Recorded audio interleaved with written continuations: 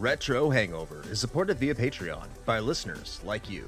We would especially like to thank patrons Lyle McCarns, Randall Quiggle, Tony G, Tom the Superhero, Studstill Smash the Milkman, Lucas from Game Over Hell, Raging Demon from Command List, Mast Keaton, JC, Ozzy Garcia, Megan Caruso, Dave Jackson from Tales from the Backlog, Retro Overdrive, Soha, Storm Beagle and Captain N from Retrotopia, The Emperor, Matt aka Stormageddon from Funning Games and Reignite Podcasts, Van Fernal and B. Ross from Super Garbage Day, Jared Breland, Keith Gasper from the Main Quest Podcast, Retro Vixen, Eric Guess from the Unlockables Podcast, Nomad from the Retro Wildlands Podcast, Ash Event, Alan Bingham, Mike the Ref from Backbreaker Gaming, Alt, Low 5 Alex from Low 5 Gaming, Oh Me, Gary Heather, Makeshift Money, Riskel, Sega Boy 7, and Adam R.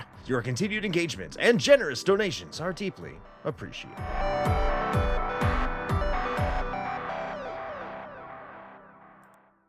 Open your ears and crack some beers. You are listening to the most recent episode of Retro Hangover.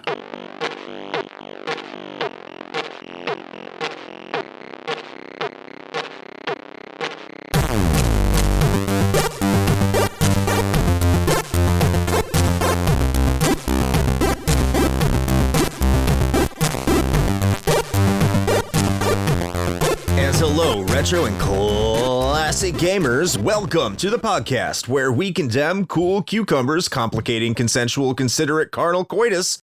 This is Retro Hangover. I am your co-host, Chris Copleen, with special guest Nick Fakhoury from the Friday Night Gamecast. And, as always, your host, Shane Hobo Dick Smashing Dragon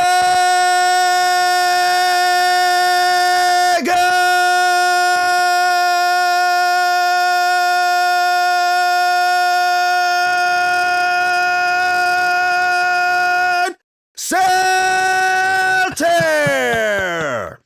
You know, now that you say that, I'm actually disappointed that there isn't like a dedicated like Johnny Cage move in this game. You know what I mean? There could be. I think it would be on theme. Yeah, there could be, but there isn't. I'm just saying, man, you've got like 4 different executions you could choose from. Like, why not one of them being just like, you know, the old dick twist? Just take like a knife and just chop it off. You went in a different direction with that one there, Lorena, but that's fine. Whatever. He could go full Austin Powers and do like a titty twister mode too. You know, that could be a thing, yeah. and that completely take him out. That could be a thing too. They're not getting after that. That could be a thing too. Everyone has nipples. Yeah. Even hobos. Get some hobo milk. Oh my God. I think that's just Mad Dog. I'm not sure. Welcome to Retro Hangover, and welcome to Retro Hangover, Nick. So happy to have you here. Happy to have you on the show. Thank you so much for having me, Chris and Shane. Both this is incredible, long time coming. I'm really happy to be here. We kind of made this happen out of the blue, and I was able to refresh myself on an awesome game. So really happy to be here and get into this game with you guys. Hell yeah, hell yeah, hell yeah. And if you're wondering, Nick is from the Friday Night Gamecast podcast. I was on there. It's been a minute. It's been a minute now where we talked about like retro games or retro revisit. God, yeah, it was a retro subject. I know that I fit the criteria. We were talking about Gen 5. I believe Gen 5 consoles in all of like the biggest games for that console generation. So that was a really fun one. You did a great job. You brought the heat with that. So it's one of those things with Will and I, we tend to be kind of new generation, like pretty much 360 and after aficionados. I mean, PS2 and after, if I'm giving us fair credit, but you definitely were able to kind of bring us the heat for that one. And that was a fun episode. So everybody go check out that one. Yeah, it was a blast. I love talking about that generation of consoles. So, And you know what? If they say I did great, I'll take their word for it. And thank you, Nick. Yeah, absolutely. I appreciate that. But talking about video games, I mean, that is what this podcast is. This horrible segue. But we like to talk about games that we've been playing lately. And as we are wont to do, as tradition dictates, our guest gets to go first and talk about the games that they have been playing. So, Nick, what games have you been playing? Yeah, so this is always exciting. Definitely a fun one. I've been, of course, playing the game of the show that we're going to, of course, dig deep into. But other than that, I have been playing some really cool games that I'm really excited about to kind of get into, maybe provide some reviews. So any listeners, if you want to check out the Friday Night Gamecast, keep an eye out over there. We might have some more content coming up. We've been content barren for a while because both Will and I have just been living life, which is great. But yeah, I platinumed Assassin's Creed Shadows. I did that actually just recently. I think the plat I got on 922. So it was really fun. It was the 920 is when I got that. Fun game. If you play Assassin's Creed games, you know what kind of sandwich this is. You've eaten this sandwich before. Is it a new sandwich? Is it a beautiful sandwich? Yes, absolutely. Is it different? Kind of. It's different in some good, interesting ways. Like I think that the Assassin's Creed Shadows is probably the strongest the stealth combat has ever been in the franchise for the most part. Yeah, I think the stealth gameplay is the like highlight of that game. It's just that everything else kind of takes a back seat. They made some really kind of, I think, questionable choices. Both of the protagonists have like very different skill sets, and so either of them can't do things that are kind of really integral to kind of the like interacting with the game. So it's interesting. It's one of those things you'd have to play to kind of like understand. I don't want to like dig too deep into it, but yeah, interesting game. I would say I put this in my own personal little like review notes that this is probably one of the most beautiful interpretations of Sengoku era Japan that we've had in gaming. Honestly, I'm consistently surprised at Assassin's Creed like visuals and the Anvil engine that they have. I think it's really beautiful. So yeah, it's Assassin's Creed though. It's never going to be more than a 7 in my book until they get like really like new leadership, like absolutely new leadership, and they get people kind of in charge that are like, hey, let's like push the needle. Let's like revitalize what this franchise means. But I've also played Wanderstop. Wanderstop is a beautiful little indie title. It's a cozy game. Tea house simulator.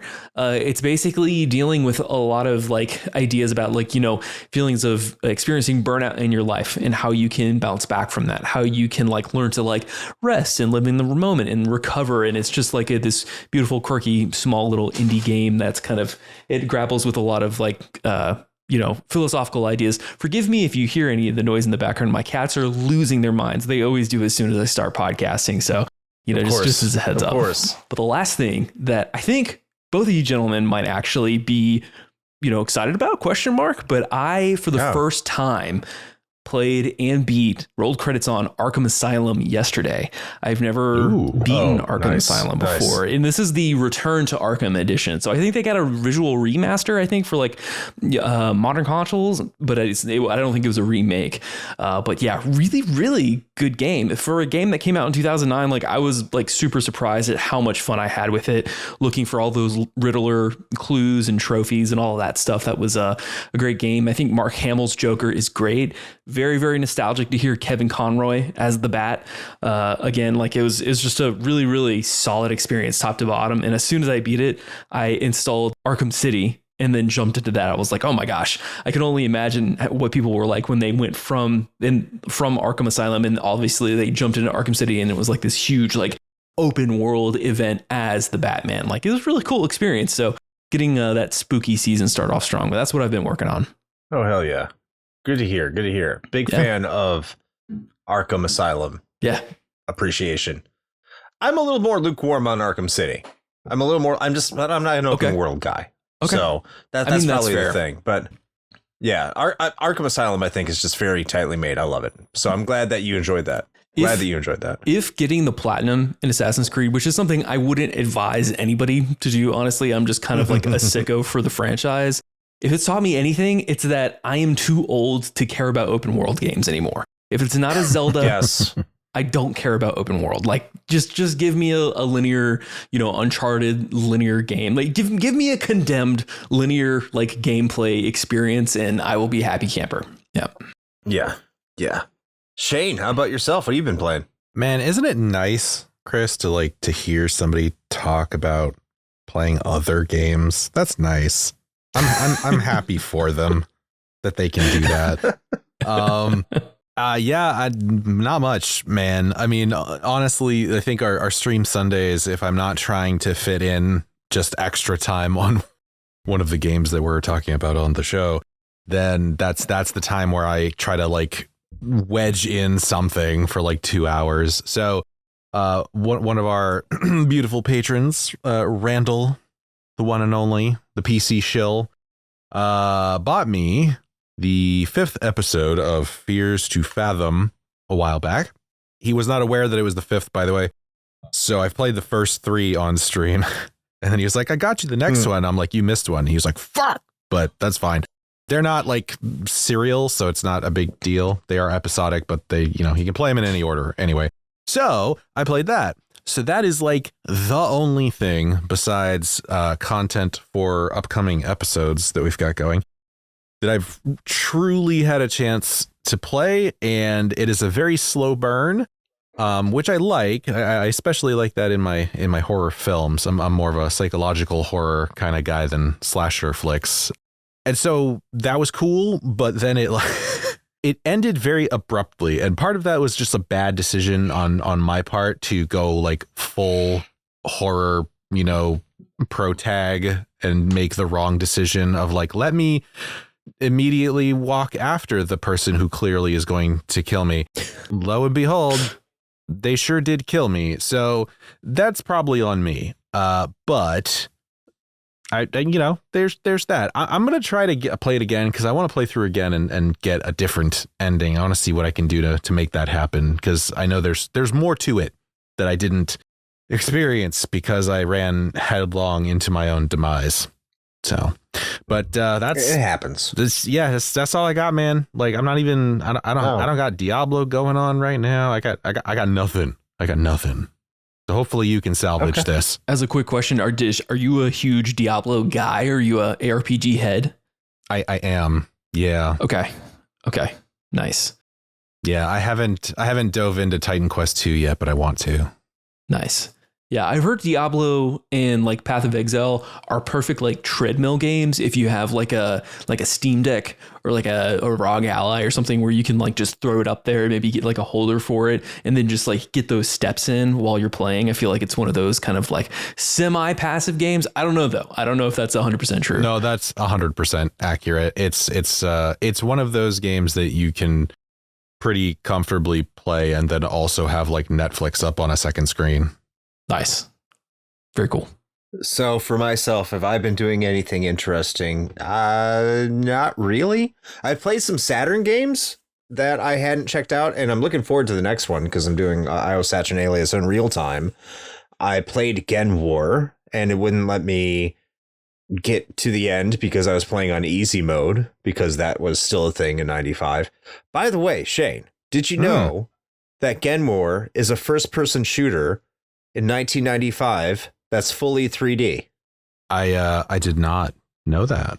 It predates Quake. Whoa. It's a fully 3D first person shooter. It doesn't get the credit though, because Quake does, because of course it does. It's id. So why wouldn't it? I mean, fully, is it good though?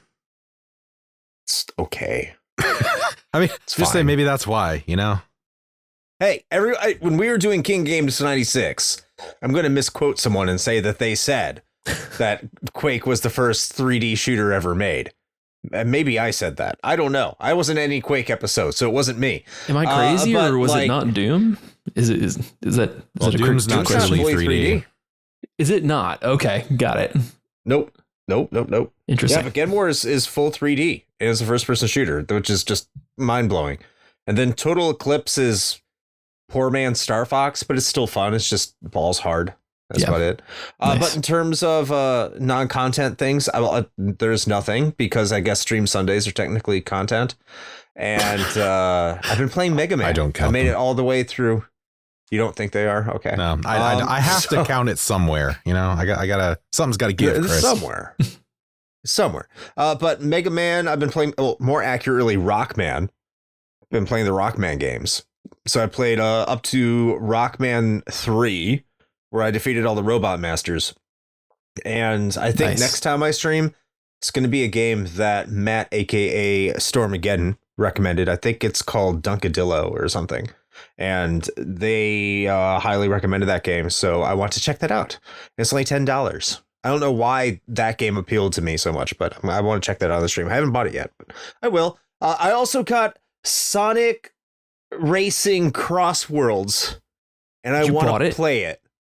I did. Oh, that's awesome. What are you playing on? What are you playing on? For Xbox? Xbox. Okay. Here's my thoughts on Xbox physical.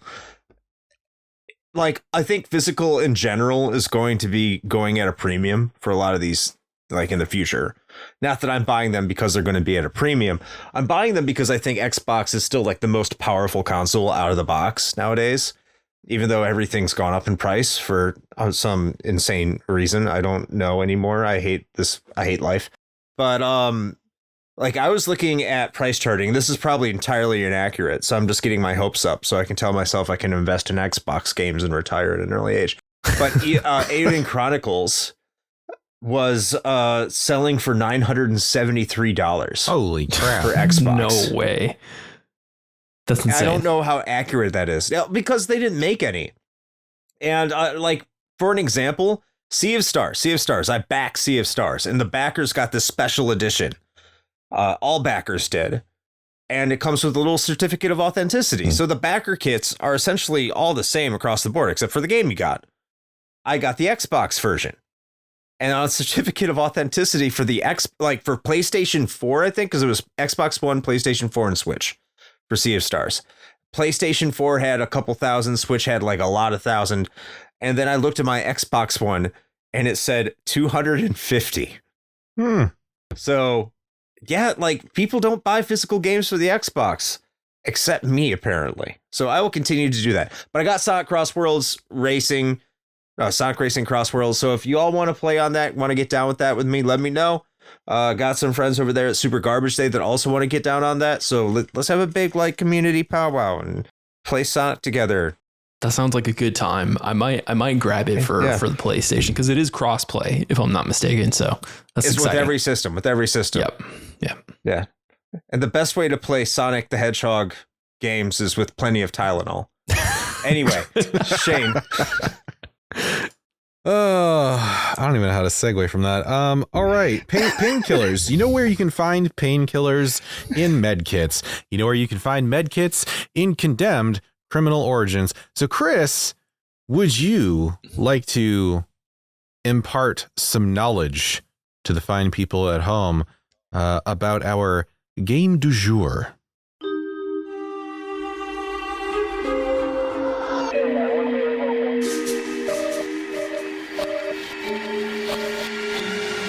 Welcome to Spooptober.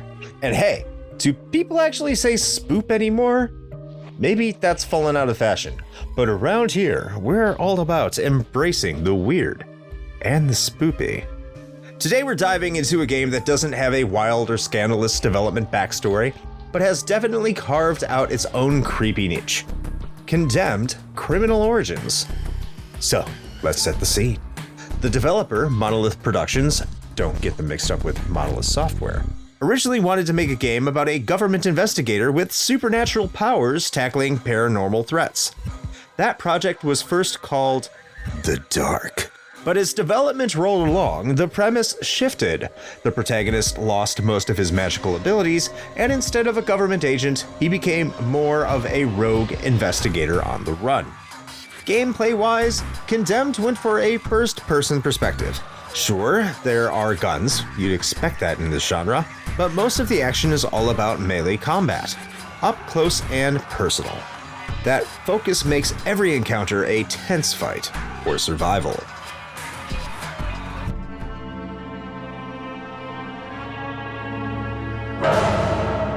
Seattle was the loose inspiration for the grim, rain-soaked setting, But what really sets Condemned apart is the atmosphere.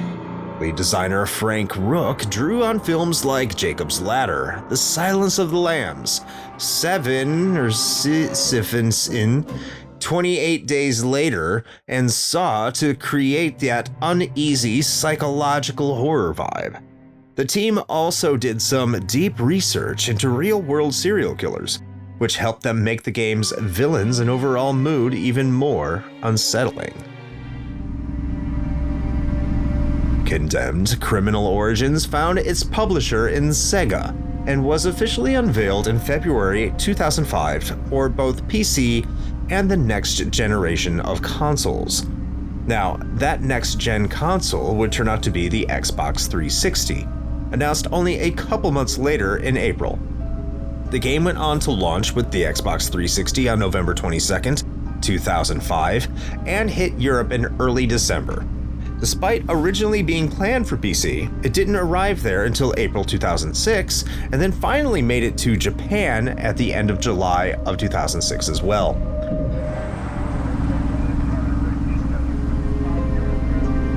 Reception was strong. Critics gave the Xbox 360 version an aggregate score of 81, which is pretty solid for a launch title. Reviewers especially loved the disturbing atmosphere, stellar sound design, and the gritty violence of the melee combat. Sales, well, not record-setting, were respectable. Condemned became the 5th best-selling launch title for the Xbox 360, with around 300,000 units sold. Not counting PC, of course, since those numbers are notoriously tough to track down.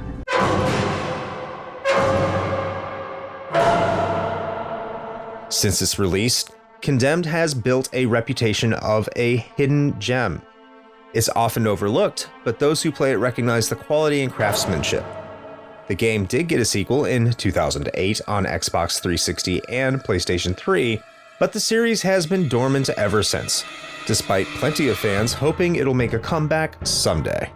At the time of this recording, that wish is still just that, a wish.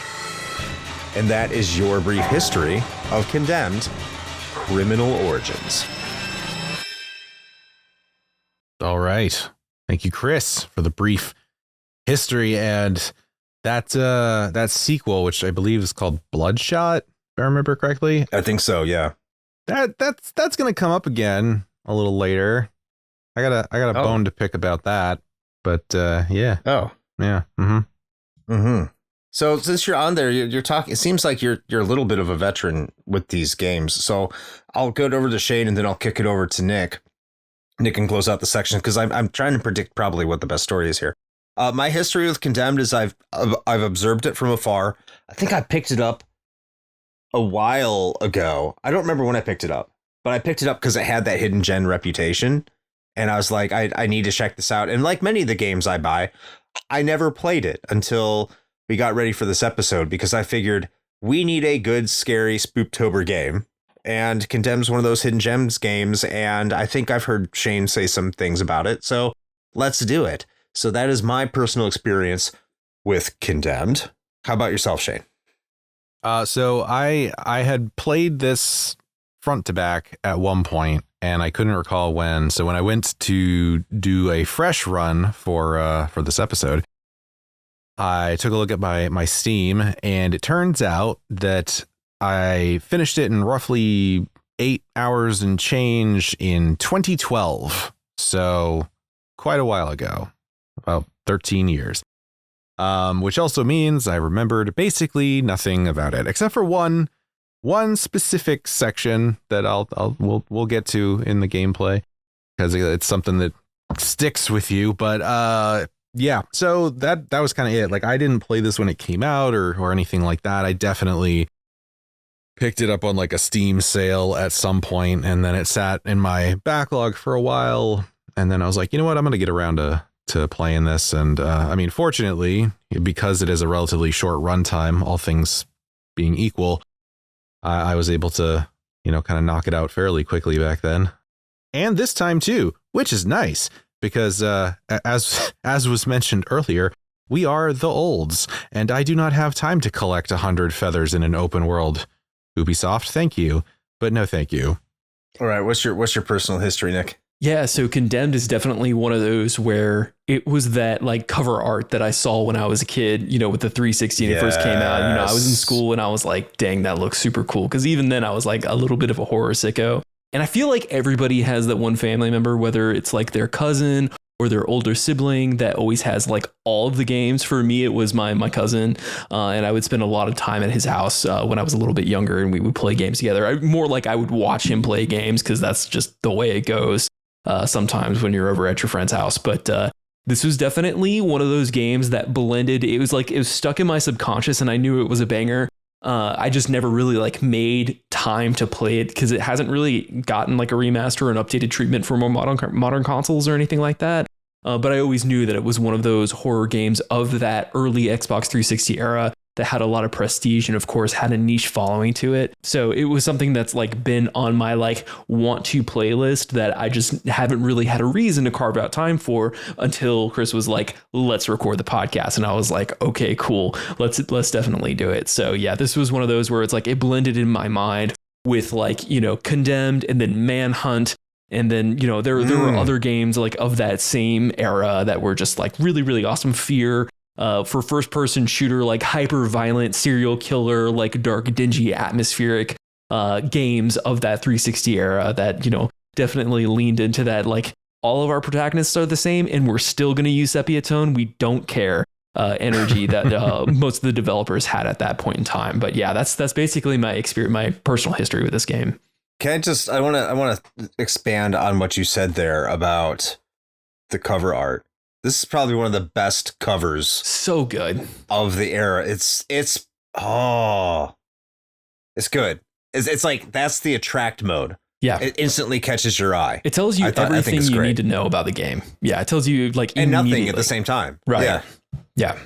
Like, yeah. It's like, it says this is going to be a scary game, but you don't know what kind of game, like what kind of scary game it is. And we'll get at that with the story here. Which I have the manual pulled up. It's not too long, but it looks like a boring story. So everyone just kind of buckle up. I'm going to read directly out of the manual for the backdrop. And then I'll keep it with you, Nick, and you can start off on the story here. But let me set the table, if we are to speak. So, what twists the mind of an ordinary human into a serial killer? Assigned to the Serial Crimes Unit, Agent Ethan Thomas must answer this question and bring the worst of society to justice. His solve rate is the best in the Bureau, perhaps too good. Pause. I have serious questions about that statement based on this game's plot, but we'll continue. While investigating the growing list of serial killers, Agent Thomas concludes that something is twisting the bodies and souls of those that society has left behind. The homeless, addicted, and deranged are rising from the city's underbelly and committing mindless acts of violence. Could there be an unseen connection between the increasing brutality of the latest serial killings and the increasing crime rate? The question is pushed to the forefront after Agent Thomas is framed for the murder of 2 police officers. Now he must solve the murders to stop the killings and exonerate himself from the crimes of which he is accused. As FBI agent Ethan Thomas, you rely on sharp instincts and sophisticated forensic tools to investigate crime scenes, collect evidence, and find clues that will lead you to the killers. With danger lurking in every shadow, you need whatever weapons you can find to stay alive. If you run out of bullets, you'll have to fight with a fire axe, shovel, pipe, 2x4, or whatever you can pry from the environment around you. You'll need to make sure nothing stops you as you try to uncover exactly who or what is behind the grisly killings plaguing the city. Right, Nick, what did you think of the game's plot? I liked it. I think I had a really good time with this game. Of course, like when we went through the earlier segment and they talked about like the direct inspirations that Monolith Productions had in making this film, whether it was Jacob's Ladder, Silence of the Lambs, 7, 28 Days Later, those are like really high on like my personal movie list of like horror / like serial killer / supernatural thrillers that I genuinely love. And so to see that, and of course, I did a little bit of, personal research and prepping for the show today in the game. Like this, obviously, it shines through here to this. So this is one of the things too that I have to kind of like. It's something that Dave Jackson, friend of the show, has said before is that, when he reviews games, he has to look at the product in front of him. And something that I am consistently trying to be better about when I kind of think about these games and their plots critically is I try to take myself back and like live in the moment in time when this game came out, as hard as that might be. And then kind of just assess and like, what is this game going to do compared to the types of, games that we were playing out at the time. And when we talk about like the story, I thought it was like competent. It's serviceable. When I think about Dead Space, though, like this is where we're starting to see a little bit of separation in terms of like storytelling and production quality, like a few years apart. But definitely, I feel like this is one of the games that walked so games like Dead Space could run. Even if we're going to take it back when we compare it to games like, the narrative and the story that's in like Half-Life 2, which is, of course, an all-timer, a 2004 all-timer, of course.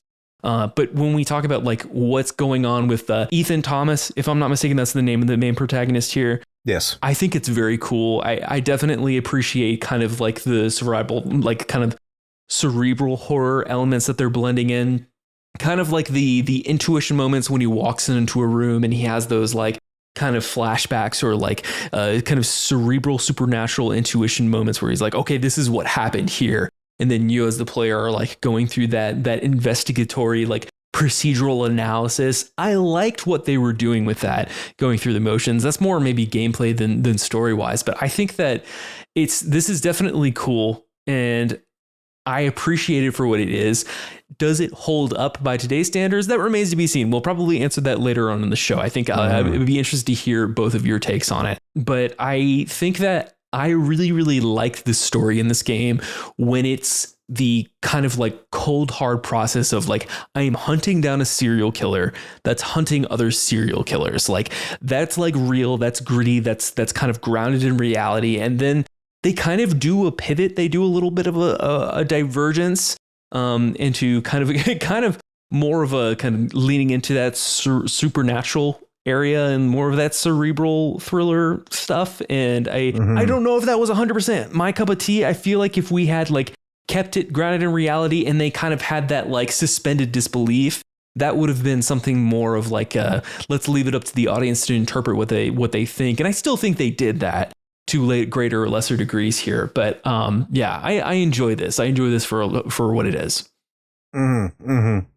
Shane. Man, I feel like we are like on the same exact wavelength, which is like not great for content because I'm just going to be like, yeah, dude, like what he said, man. But I mean, for the most part, that's actually pretty accurate. Basically every movie they name for inspiration, by the way, is in my top list of some of my favorite movies of all time. So I'm right there with you on that one as well. I think I tend to agree that I would have much preferred the game to remain a bit more grounded in reality, such as it is. The whole like, people they found the mental brown note. Basically, it's just like how we figured out how to control people with sound waves. I'm like, okay, that's like plausible in like a sci-fi stretch of the imagination, maybe less than we might think, but I'm okay with that, right? Like that's like, okay, fine, sure. Like this cult figured out that there's a frequency or something they can use to manipulate people. Okay, cool. I can get behind that. I kind of felt like the supernatural pieces were just largely superfluous. Like they were, I don't want to say tacked on because I think it was sort of part of their game plan all along. So I think I'd be doing it a disservice if I said that, but it kind of feels that way a little bit just because I think the game would have not changed all that much had those pieces just been entirely removed. And it went with a much more, well, to use one of their inspirations, like a much more Seven kind of approach to the resolution of the story. Because I think part of it too, at least for me, and I could be wrong, but I was kind of doing some poking around on the World Wide Web after my most recent playthrough, and I am not alone in my thoughts of like, what the fuck is even the end of this game supposed to mean? Like, I was not the only one, and that's actually where my bone to pick comes out. It has nothing. Well, I would say it has nothing to do. That's not entirely accurate. It has something to do with this game, but it's more of like the grander vision they had for Condemned, because they really wanted to turn this into like an expanded universe thing. Yeah. That was their grand ambition. Obviously that didn't happen. And so a lot of the sort of questions you are left with, like it's an intentional sort of narrative cliffhanger at the end of this game. And clarity comes in Condemned 2, which is relegated to like 2 platforms that not everybody has. And therefore, if you haven't played the second one, you're like super unclear on what the intention behind the plot direction was supposed to be at the end of this one. So if we're looking at this one just in a vacuum, which for the purposes of this episode we are, it's like really confusing. Like I followed everything perfectly fine. I was on board for like 95% of this game. And then when we start going real hard into like the hate and like the manifestation of this like supernatural like entity that's causing all of this and blah, blah, blah, I'm just like, okay, yeah, you kind of lost me a little bit. Like it felt like it was opening up like plot threads that it was writing narrative checks that I feel like the game was not going to be able to cash, basically. Yeah. Mm-hmm. Yeah. There's a few things I kind of want to seize upon there. I wanted to take a quote that what you said. Now it just escapes me because my mind is full of holes. But my feeling on the game is like there's a difference between having a great setting and having a great story. Condemned has a great setting. Mm-hmm. Like everything that I went through was like, okay, this is really cool. Like the way everything links together is really nice. It's creepy. It's suitably creepy. It kind of links together like a basic cable, horror show. But with more production, like it takes itself a little bit more seriously. It's not cheesy and campy. It's just, it has that feeling to it. And the reason I say this is, first of all, like you're just wandering around and hobos are just attacking you. Now you're saying this is through sound waves. I miss that. But it's just like, yeah, there's poor people and they're going to attack you, kill them. It's like, there's so many of them. It's like, okay, this is so weird. And then like, there's like zombies that are attacking you in the sewer. And your character is just like, yeah, this is normal. Look, if you live in Seattle, they're freakier than the other hobos. Remember that, Chris. They are. They're freakier. The stinkiest of the stinky. They're the stinkiest of the hobos. Yeah. And if you're in Seattle, let me know if zombie hobos live in your sewers, because this is taking inspiration from it. Apparently, I don't know, but there's like no, he's not reacting to the world around him that is devolving. Yeah. Like everything it's getting weirder and weirder and weirder, and your character is just not reacting to it whatsoever.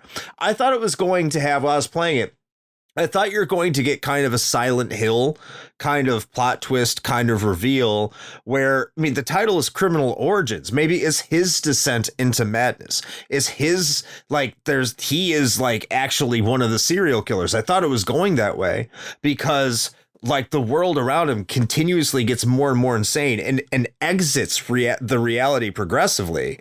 But there's no real payoff to it. It's like almost, not to cut you off at all, Chris, but this is something that I 100% agree with you on. It's almost like that's exactly where they were going, but somebody was sitting in the studio being like, oh, that's trite. Oh, that's a trope. We don't want to do that. Like they didn't have like the cojones to like cash that in, to just cash that check in and be like, we're going to make our protagonist a serial killer. And if they had done that, this would have been an all-timer. Guaranteed they probably would have had more budget.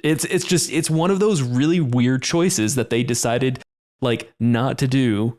in the sense that but this is exactly what Dead Space did. And it's arguably, in my opinion, what makes Dead Space such an incredible franchise is because it is, Isaac Clarke going literally insane throughout the, 3 games. Yes. So, I mean, that's I love the fact that, now you brought Dead Space up. Yeah, that's perfect. That's 100% perfect about how this game should have progressed. Well, and that's what I mean. Like this. Go ahead. Oh, I was saying, well, and it also, if you think of it, like if you're looking at it through that lens, it also makes those very intentional moments where everything grinds to a halt so that, Ethan can fight imaginary hobos, and then someone else that's around is like, you good, bro? Like that happened at least once or twice. Like with Rosa is a big one, and you're fighting off things that I guess aren't there. And she's like, hey, are you okay?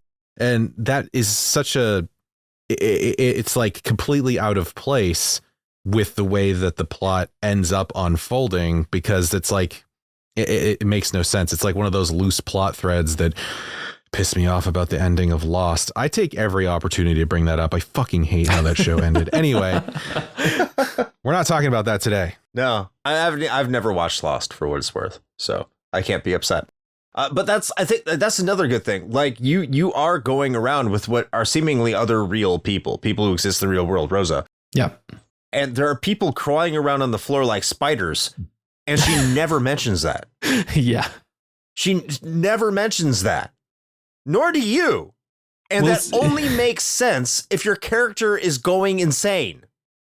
Yeah. That's the only way it makes sense. Well, there's a ton of ludonarrative dissonance that's in this game, because it's like the primary thing about this is the fact that Ethan is being framed for murdering 2 other cops.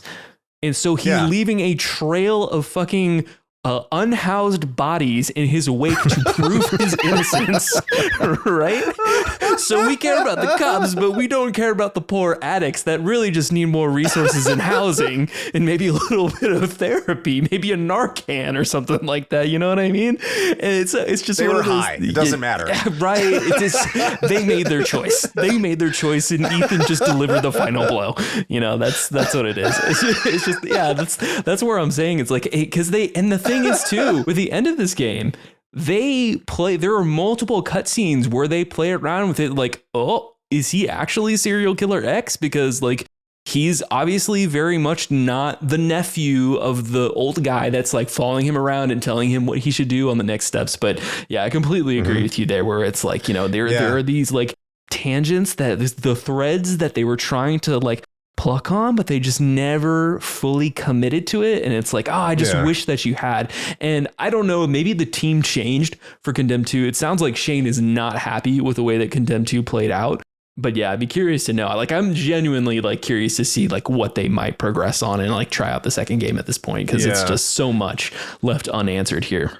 Yeah, I mean, to be fair, I haven't actually played the second one. I kind of read the plot synopsis because I didn't even seek it out, to be fair. I was furiously Googling Condemned criminal origins plot explained, please, and came across that because there's whole extra bits that, like I said, are not really brought up in the first game, but are I suppose retroactively kind of critical to understanding what even the hell is going on.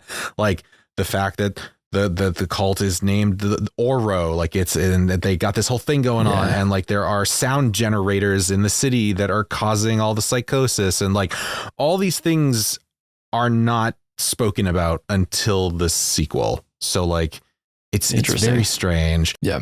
I'm glad, by the way, that you brought up the thing about the approach to the enemies in this game, because not that I have no interest in soapboxing any socioeconomic topics or anything on our stupid retro video game show, but it's funny to me because that was not even a thought that crossed my mind when I played this game the first time 13 years ago, and I was just yeah, I don't know, man, they're creepy weird people, they probably deserve to die, I guess, I don't know.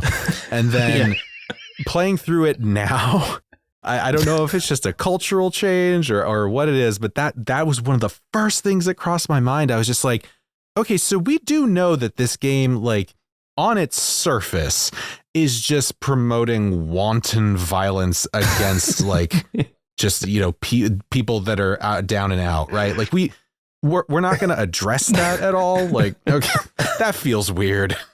Yeah. There's another, I don't know if it's a game or a movie where, like, I think, like, Nick made a good point. Maybe none of them are even there. I mean, I think that would have made the most amount of sense. It's just he's creating a world where he's like Don Quixote, fighting all these, or is it what? Yeah, fighting the windmills. It's like he's creating enemies that he's just creating in his mind, and that would make things make a lot of sense. I'm going to continue to beat this horse for a little bit. It would make a lot more sense if he was the, like, serial killer, like if he was the big bad. And he had to fight his inner demon. If, like, you didn't have this, like, the dude's nephew was the ultimate bad guy. If he was the ultimate bad guy, and I think the guy that who's with you and guiding you is trying to revert you back, that would have been cooler. Like, he knows your secret and doesn't want you to snap. He doesn't want you to kill him. It would make so much more of the game make sense. Like, how is he such a good... how is he so intuitive in finding these serial killers? How does he know exactly where to look for all of them? How does he know exactly where to look for evidence? How does he have these flashbacks that show exactly how all these bodies were killed? How does he know where to find things? Like, that's like plot writing 101 in a lot of cases. And it just feels like they decided not to lean into it because it may have been too obvious. I think that's what it may have been, Nick, on the case that you bring up. Someone just backed off of it because they think, oh, they're going to figure this out way too early. So the twist is actually that he's not. Huh? Yeah. No, just lean into it. Like, that is the only way. So, sometimes the obvious thing is the best choice because it is obvious. Well, do we? I'm trying to remember. So if somebody remembers it, please let me know. But do we actually witness, like, not like in a flashback or whatever? Do we actually witness someone getting killed at all?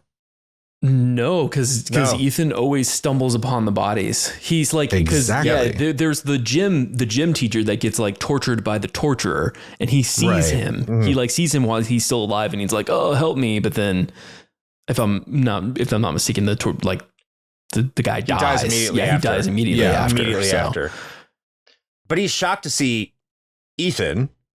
Yeah. I don't know if that was a rewrite or, like, the torturer did it. But then again, I mean, if he's like, it's kind of like a split personality. It's kind of like a Batman thing where, he's hunting the serial killers, but, like, that's his thing. Like, he gets off on doing the thing to serial killers, but I think he likes following them and seeing what they do. Right. That could have been something. One of the things too is something that I was just a little confused by, like, kind of like wondering about / leaning into, like, the torturer. He is the guy with, like, the 3 marks across his face, right? Or is that the hate?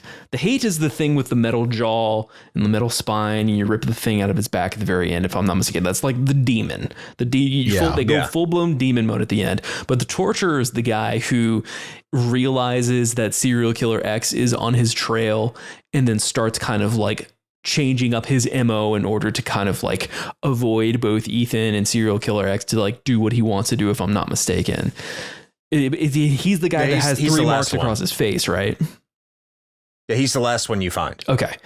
The thing that kind of, I think so, made me, and again, like I think it's one of those things where it's like a little bit of a jumble, but the thing that made me question about the whole idea of, like, are the devs, like, actually doing, like, wink, wink, nudge, nudge? He's not the serial killer. Actually, he is the serial killer. Who knows? Who actually knows? Because at the end of the game, after you fight, the final boss and the barn is on fire and you come out and then you realize that the nephew of the Van Horn guy comes out and he's like, hey, I've been following you all along. I've been doing all this stuff. Ethan has the 3 marks across his face from, like, the burn, or at least it looks like it's like the burn. Oh, really? That are exactly the same as the torturer from what I remember in the flashbacks that I've seen in the cutscenes that I saw. So I hope I'm not getting anything confused. But but it's like also at the end when he and the old guy are in the car and they're driving down the road, and he's like, I'm sorry I lied to you. Like Ethan is sitting there with like the marks across his face. So I'm like wondering like, oh,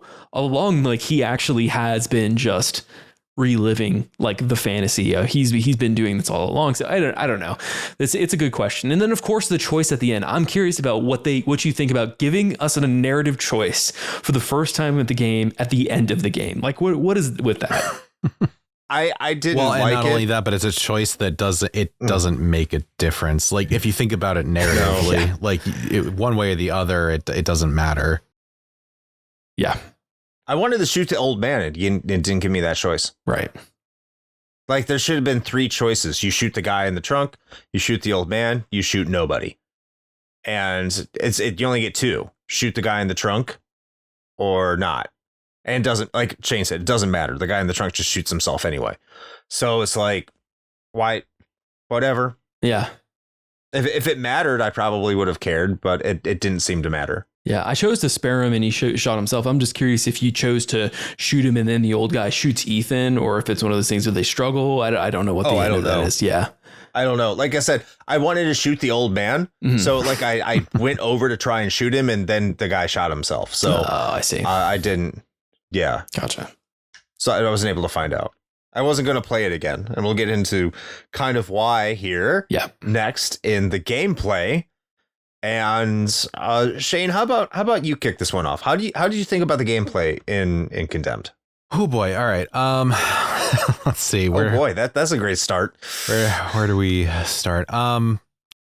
So I was also looking at some of the contemporaneous reviews, and almost across the board, people were really praising this game for its like more realistic approach to melee combat, which, to its credit, I think it achieved a lot of that, in that, like according to even interviews with the developers, they were like, hey, we didn't want to do like a really video gamey combo system or whatever. Like we wanted to make it feel like this was a really chaotic street fight. And for the most part, I think they kind of got that. So credit where it's due. Having said that, I have some qualms. As someone who I would consider myself a pretty decent FPS aficionado, I get what they were trying to do with the movement. I'm going to go there first. In that they were trying to really get some realism in there of like, oh, well, obviously you move slower if you're walking upstairs, or obviously you move slower if you're, trying to walk through a pile of junk on the floor. Man, totally get it. Like, I get it, what you were going for there. On paper. In practice, God, it feels bad. It feels so terrible. It feels terrible. It's so janky. Like, and because of the way that the environments are, there are, and by the way, it's not just stairs. It's literally any grade, any sort of incline or decline is like you lock into slow steppy mode, and like it feels really hit or miss because of the way the environments are. There's always like junk and shit piled everywhere and stuff, which like aesthetically is great. Like the presentation's great, but with this like slavish detail, like to, or like adherence to their idea of realism, what ends up happening is you get this real janky sort of movement of like you're moving at a decent clip, even though it's really still not that fast. Then you'll just stop and like you'll start just kind of like just scooting along, just doing a little shuffle. And I'm like, what the fuck is it? And there's like a soda can on the floor. And I'm like, oh, great. Okay, awesome. It feels very disjointed in that way. So that's number one. Would have preferred that they just didn't do that and just kept the movement smooth. The other big thing that stands out to me is the combat, in that I really liked what they tried to do with this, where it wasn't a case of, yeah, man, you've got, your service pistol on you. And as long as you find boxes of ammo, you're going to have like 300 rounds on your person at any given time. Like, this is not that kind of game. And the fact that they went real in on that and was like, nah, man, like you find everything. And, you know, if you let a dude just go ham with a gun before you kill him, it'll probably have less rounds left in it for you to use. Like, that's cool. I really like that attention to detail, and the fact that you can just like walk up to, you know, like a pipe on the wall and rip it off and use it as a melee weapon. And that the enemies do that. The AI for that's pretty neat. All of that being said, the melee combat still feels kind of bad. Yeah. This is where I don't agree with the reviews, because the reviews at the time were all more or less like, oh yeah, combat's great. Like, it's so innovative and like, oh man, you know, you block and like, it's real, whatever.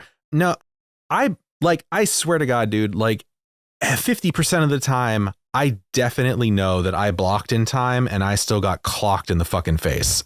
So like, there's something weird going on there. And also, I don't know how you guys played. I played on easy mode. I still died like a lot because just rando hobo man with a plank will take out like a third of your health with one swing. They hit hard. Yeah. They hit really hard. Yeah. But yeah, Shane, I got to agree with pretty much everything you said. Again, this comes down to a setting and atmosphere thing versus an execution thing. Mm-hmm. I can appreciate what they did. I definitely can appreciate what they did. And the fact that you're almost encouraged to go for melee combat. Like the entire way. I would always look for the fire axe or the sledgehammer. As soon as I got those, I wouldn't want to drop them. I hated the slow swings, man. The timing for me was easier if I could get a faster swing. Well, the pipe is probably the easiest combat, but once I got used to the sledgehammer and the axe and knew how to use it, I didn't ever want to use anything else because they just hit too hard. It's all about conduit, baby. I'm just saying, like, it hit too hard. Like 2 hits with the axe and they're down. Like, most of the time. Down. That's also another thing. Yeah. Fun fact is that, like, even with those, like, I would hit a dude and sometimes I could one shot them with like a fire axe. And then that same exact type of dude would take like 4 hits for no reason. They weren't blocking. It just, I don't know. And the thing is too, to the enemy type, like you're almost encouraged to go fisticuffs, hand-to-hand melee combat right in there. Mm-hmm. But the blocking is so, like you said, disjointed. I think that's the best word for it. Yep. And they expect you to kind of master that, even on easy mode, like bigger enemies that require a little bit more thought processing. Even though the game doesn't encourage you to run in full bore, but at the same time, it encourages you, because how poorly it controls, to almost manipulate the combat system to cheese the hell out of it. So there's a point, I think there's a boss that has a meat cleaver, and you have to use the meat cleaver to chop off a dude's arm so you can get like a fire axe in order to open a door or whatever. Yeah. Something like that. All I did is I ran around the table. I would hit them once with the axe and continue to run around the table. That's what I did. Stay just out of distance. Yeah. And it just completely cheese it. Like this is kind of, this takes away from what I thought was a very successful atmosphere. And I do think like a lot of the gameplay elements here, and we're going to be talking about this probably in audio and sound, graphics and audio too, is like it's developed so well. Like everything's kind of creepy, the way you look around, the way you move, even though I wish you could move a little faster and you weren't penalized for running or quote running, because it didn't really make that much of a difference. But I really think there's a lot of good things in terms of its plotting and anticipation and stuff like that. But just combat, and I think we're going to have a lot of conversations about this in our next episode too, with Fear, because same team. How dare you? But like combat, just, hey, we'll get to it. But combat just takes so much away from what I feel the atmosphere and environment is setting up, which is supposed to be spooky. And I'm kind of thinking to myself, this is stupid. This is just stupid. Why am I fighting 10 enemies in order to progress past this next part when I just don't even like fighting? Now, for a first-person type of game in 2005, melee combat is good. Yeah. Because melee combat in first-person games has, guess what? Pretty much always been shit. So Morrowind, let's just be real about it. Yeah, it's always been kind of shitty. So in 2005, this is fine. Like, this is probably really advanced for melee combat in 2005. Yeah. So I have to give it that. But today, it just does not feel good. Other than that, it like, I don't want to take away from the good, because there is a lot of good, and it mostly comes up to level design, atmospheric setup. The detective work is kind of cool, especially in that level where you have to trace all of the evidence to find the additional clues in order to make it through. All of that's awesome. It's just like the combat, I wouldn't say it ruins it, but it comes really damn close, especially when it encourages melee combat, and then someone from across the room is hitting you for a quarter of your life with a fucking revolver. Well, there's nothing you can do about it. Correct. Well, but speaking of the guns too, those aren't even balanced well either. Because like they're worthless. No, I got like a fucking submachine gun, and I was like, oh hell yeah, it's on, baby. I had like 18 bullets in this bitch. Let's go. And like, it did less damage than a pistol. And I'm like, how did that one unhoused man just soak like 16 bullets? Like, what is even happening right now? He's built different. He's built different. Those party drugs be hitting. Have you seen the meme where it's like, I've done all this hair product care and put everything in my hair, and it's like all frazzled and looks terrible, and says one homeless man who's never taken a shower in days, and it's like beautiful and gorgeous, and it's like all voluminous, and it looks amazing. That's who you're fighting. Exactly. Apparently, yeah.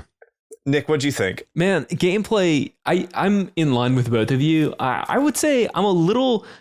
I'm willing to give this game a little bit more leniency because of the time it came out. One of the games that I played semi-recently that's like in the same ballpark as this, definitely, I mentioned earlier, Half-Life 2. Completely different scope, completely different art style when it comes to, and realistically completely different gameplay. But something that I consistently come back to when I think about the level design in these games, these older, like early 2000 era games, is that there is 100% an art form when it comes to the developers building out these levels and cohesively being able to pull the player from one point to the other. Because if you really think about Condemned, most of the art assets in this games are just variations of gray and green, and I feel like in any lesser hands, it would be very difficult to move through. But as I was going through this game, something that Shane said earlier, like, this is a quick play. I think this is a quick play largely due to the level design and how like cohesive and coherent it is.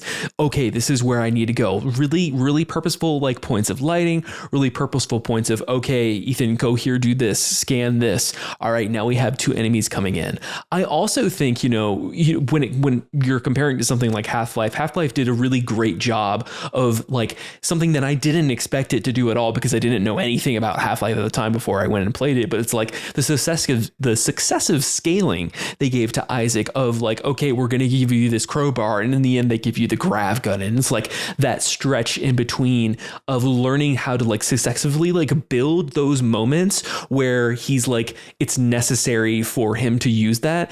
They don't necessarily do that here, and I respect them for not doing that. They strip back the experience, and I have the same complaints that the both of you have about melee combat. Like, is it interesting and like visceral and gritty and kind of like hardcore? Yes. I'd be really curious to see, because I played this game on PC. I'd be really curious to see what it was like to play this on controller on Xbox 360 native. I'm assuming that's what you did, Chris. Is that right? Yes. Okay. That's how I played it. Native 360, which I imagine probably it was like the most premium way to kind of like experience this game. But you said like you still felt like there was a lag whenever you were fighting enemies on like melee combat moment to moment. It didn't feel right. It never felt right. Like it didn't feel good. Especially because they were martial arts experts and could block almost anything. Yeah, they were like spinning around in backhand. I was like, every time they got me every time with the spin backhand, and I was like, oh my god, you guys are. Yes. Did they train you in unhousing school? Like, where did you learn this move? But yeah, no, I definitely think I'm a black belt in Hobo Taekwondo. Yeah, Hobo Kwando. Hobo Kwando. Exactly. Great. Well, now I've got the subtitle for the episode. Thank you. It's the headquarters of Hobo Taekwondo or Hobo Kwando is in Hobo-ken, New Jersey. Hobo-ken, yeah, exactly. That's where they go. Hobo-ken is fist as a hobo. That's why it's Hobo-ken. That's what they scream when they do their special move. Hobo-ken. They only. That's great. They only let them go to Seattle once they've graduated. Once they become senpais, then they can go to Seattle and become drug addicts. So this game is really interesting. I really like it. And again, like maybe I'm coming at it and I'm not necessarily being too harsh of a critic when it comes to the level design and the scaling, but I really liked it. Like those moments, like I really want to like touch on what you said earlier, Chris, about the moments where they're asking you to literally just do the detective work. Is it silly goofy that Ethan can transmit like thumbprint, like toxin evidence via his Nokia smartphone to Rosa back in the office? I didn't know they had Wi-Fi like that back then. Is it goofy that they're doing that? Yes. But like the procedural aspect of him collecting the evidence, like that really leans into like, this is a serial killer drama that we're sitting in. And I felt like that they were really successful with that. I also think like, I mentioned Dead Space before, and there are a dozen other, horror game touch points that we could, kind of like cross tangentially, like relate this game to. But I would say that this game, like, as much as fun as we make as our unhoused community in Condemned Criminal Origins, the actual mechanics of the NPC enemies in this game were really well done in terms of them like targeting Ethan and like actually tracking him. There were so many moments where it was like that visceral fear that I had of like walking into a room and I could hear somebody behind me while I saw like another guy running towards me with a crowbar. I was like, oh, this is bad. And then that's when you whip out that taser and then it becomes like a room management, like let me get one behind the other. Like there were moments there where it was like, this is actually pretty cool emerging gameplay when I have the right tools. If they gave us just enough, like maybe just one more competent tool besides the taser, I would have felt maybe a little bit better about like the overall experience of the combat, because, I just like Shane, I died a good amount, played on normal, and it was, just not too much of a slog, but it definitely was like a hiccup in terms of getting through levels. Like, oh, I know I blocked that guy. Like, why am I dead now? But yeah, other than that, like that's really where I stand with it. Like I think this is the gameplay is really the highest compliment to this game, and it like really paved the road for a lot of like horror games in the future. So that's all kudos to the teams for pulling that off. Yeah. You just reminded me, I abused the hell out of the taser. Yeah. I abused the hell out of it. It was so good. You have to. Because you could one hit KO some people. So I was going to ask about that because I consistently forgot that I had it, and I feel like that made my experience harder. It definitely did. In the beginning of the game, it's not that good. But then when you upgrade it and you can start killing fools with one shot, then it becomes significantly more useful. Yeah. And I was using it all the time. And its recharge is quick. But it's such a fast recharge. I also continually forgot that I had a kick move too, because you can like weave those into your like melee attacks. You're expected to. Yeah, I fucking didn't, Chris. That's probably why it felt bad. I didn't either. Because like I kept forgetting too. I'm with you, Shane. Like I'm agreeing with you. I know why you're yelling at me. You sounded very judgmental. No, it's just like that's I 100% forgot about the taser and the kick, and so I just went into every encounter like swinging like a madman and trying to block. And I feel like what I'm saying is that maybe I'm being harsher on the gameplay because of my own folly, like I will be willing to admit that.